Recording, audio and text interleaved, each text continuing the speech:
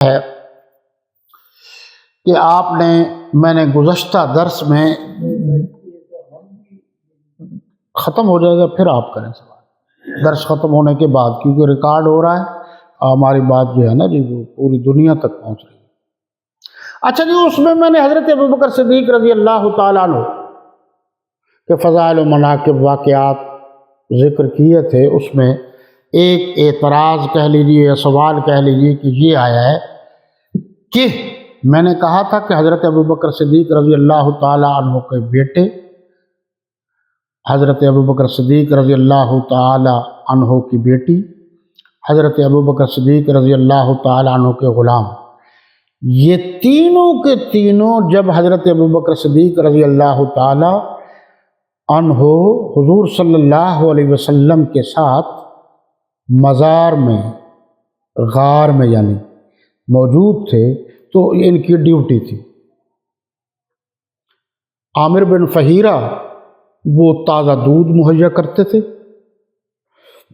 ان کے بیٹے عبداللہ، بعد نے عبد الرحمن لکھا، وہ کھانا لاتے تھے اور لوگوں کی رپورٹیں لاتے تھے۔ بی بی صاحبہ حضرت اسماء کے بارے میں وہ تازہ کھانا پہنچاتی تھی۔ یہ بات صحیح ہے۔ ایک بات، پہلی بات یہ ذہن نشین کر لیجئے، یہ واقعہ ہجرت رات کو ہوا، یہ لکھا ہوا، یہ حوالہ بھی آپ نوٹ کر لیں، انوار البیان فی کشف اسرار القرآن جلد نمبر 4، یہ شائع کردہ ادارہ تالیفات اشرفیہ ملتان، یہ محقق العصر حضرت مولانا عاشق الہی صاحب میرٹھی ثم مہاجر مکی مدنی، انہوں نے یہ لکھی ہے، یہ 9 جلدوں میں ہے، اور انہوں نے حضور صلی اللہ علیہ وسلم کے روضہ اقدس کے سائے میں بیٹھ کر یہ تفسیر لکھی ہے۔ ان میں لکھا ہوا کہ رات کو نمبر 2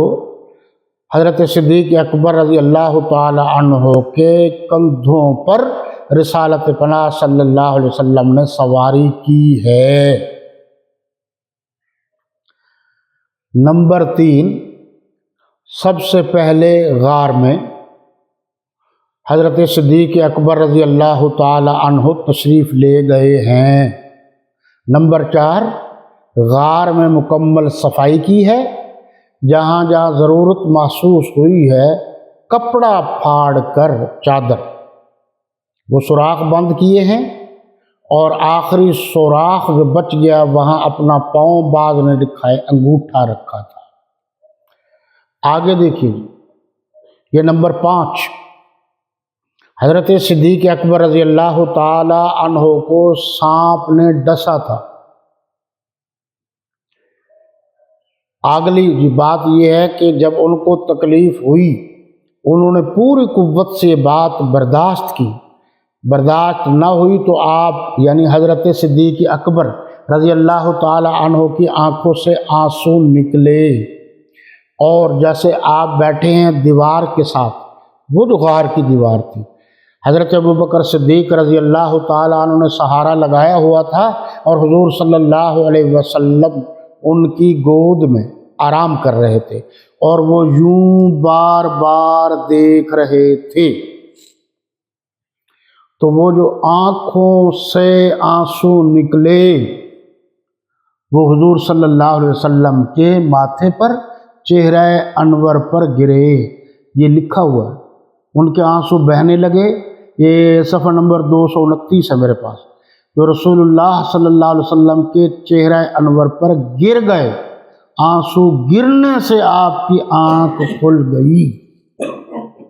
جی، یہ جو کہتے ہیں جی یہ نہیں ہے وہ نہیں، میں نے سنی، اور یہ بات تبیان القرآن علامہ غلام رسول سعیدی جو شاگرد ہیں علامہ سید احمد سعید شاہ کاظمی کے، دونوں اس وقت دنیا میں نہیں، 13 جلدوں میں تبیان القرآن ہے، یہ بریلوی عالم دین ہے، انہوں نے بھی یہ بات لکھی۔ تو بات کلیئر ہو گئی کہ حضرت صدیق اکبر رضی اللہ تعالیٰ عنہ کو جو تکلیف پہنچی تھی، ان کے جو آنسو نکلے تھے وہ کہاں گئے؟ اس کے بعد آپ نے یعنی رسالت پناہ صلی اللہ علیہ وسلم نے فرمایا کہ لا تحزن، اب حزن کے تمام مفسرین نے یہ معنی لکھے ہیں کہ جب دوسرے کا خوف جو ہو اس کو دور کرنا ہو تو تحزن بولا جاتا ہے عربی میں، حزن، اور اپنا خوف ہو تو خوف کا لفظ ہے، الا ان اولیاء اللہ لا خوف علیہم جی ولا هم یحزنون۔ تو حضور صلی اللہ علیہ وسلم کو تو کوئی خوف نہیں تھا، حضرت صدیق اکبر رضی اللہ تعالی عنہ کو خوف تھا کہ باہر سے کوئی اندر نہ آ جائے، کوئی اور معاملہ نہ ہو جائے، تو اس لیے قرآن نے بھی کہا کہ لا تحزن، گویا میرے نبی صلی اللہ علیہ وسلم کو اللہ نے یہ الفاظ فرما کر حضرت صدیق اکبر رضی اللہ تعالی عنہ کو جو خوف تھا اس کو دور کرنا مقصود تھا۔ تو سادہ لفظوں میں میرے نبی صلی اللہ علیہ وسلم کو حضرت صدیق اکبر رضی اللہ تعالی عنہ کو جو تکلیف تھی اس کا خوف تھا۔ یہ بات بالکل واضح ہوگی۔ اب اگلی بات اسی سوال کا جواب ہے کہ اس وقت حضور صلی اللہ علیہ وسلم نے فرمایا ما بین بیتی و منبری روضۃ من ریاض الجنہ، کہ جہاں میں آرام کر رہا ہوں وہ جگہ، وہ مقام جنت سے بھی اعلیٰ ہے۔ بالکل ہم سب مسلمانوں کا عقیدہ ہے۔ تو حضرت صدیق اکبر اور حضرت فاروق اعظم رضی اللہ تعالی عنہما دونوں حضور صلی اللہ علیہ وسلم کے قدموں میں آرام کر رہے ہیں نا، وہ تو جنت کا مقام ہے، جنت سے اعلیٰ مقام ہے۔ بھئی جہاں میرے نبی ہیں وہ مقام تو جنت سے بھی اعلیٰ ہے نا،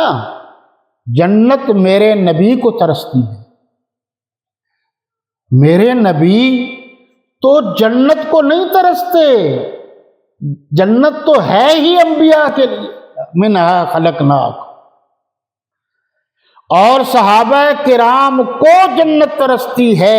حدیث شریف میں ہے کہ 8 دروازے ہوں گے جو منتظر ہوں گے، کاش ہم سے حضرت صدیق اکبر رضی اللہ عنہ گزر کر جنت میں جائیں۔ اور پھر اب جنت میں ہیں، حضور صلی اللہ علیہ وسلم جنت میں ہیں نا، وہ بھی جنت میں ہیں۔ بھئی اس جنت کی بات تو جب ہوگی سو ہوگی، وہ برحق ہے، اس سے انکار نہیں۔ ہمارا موقف یہ ہے، حضرت ابوبکر صدیق اور حضرت عمر رضی اللہ تعالی عنہما